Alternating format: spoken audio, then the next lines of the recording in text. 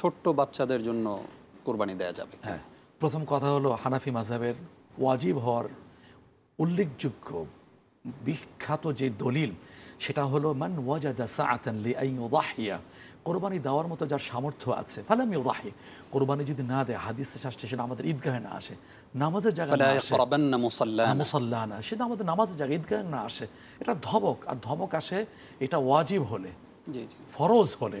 তারপরে তো সূরা কাউসার, বিখ্যাত প্রিয় ছোট্ট সূরা, ফাসাল্লি লিরাব্বিকা ওয়ানহার, তুমি তোমার রবের উদ্দেশ্যে কোরবানি দাও, এটা ওয়াজিব। এখন যার উপর ওয়াজিব হয়েছে তাকেই দিতে হবে। সন্তানের ওয়াজিব।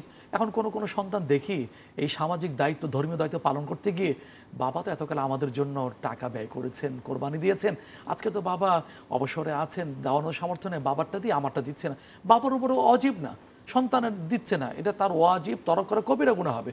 পক্ষান্তরে নিজের উপর ওয়াজিব নিজে না দিয়ে সন্তানের পক্ষ যদি দেয়, আর সন্তান যদি নাবালেগা হয়ে থাকে, ইসলামের শরীয়ত যেটাকে বলে মোকাল্লাফ বিশারায়ে, ইসলামের শরীয়ত আরোপিত হওয়ার বয়সে উপনীত হননি, তাহলে তো তার উপর ওয়াজিব না, প্রচুর অর্থের মালিক হলেও ওয়াজিব না।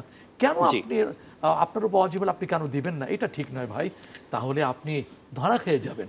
সুতরাং আপনার উপর ওয়াজিব থাকলে আপনিই দেন, সন্তানের উপর ওয়াজিব না থাকলে তাহলে আপনি তাদের পক্ষ থেকে যদি কোরবানি দেওয়ার চেষ্টা করেন উট, গরু, মহিষ, তাহলে আপনি বাকি ভাগগুলো তাদের পক্ষ থেকে নিয়ত করতে পারেন, এটা নফল সাদাকা হয়ে যাবে, আপনিও সওয়াব পাবেন, তাদের অ্যাকাউন্টে সওয়াব যোগ হবে ইনশাআল্লাহ। ইনশাআল্লাহ।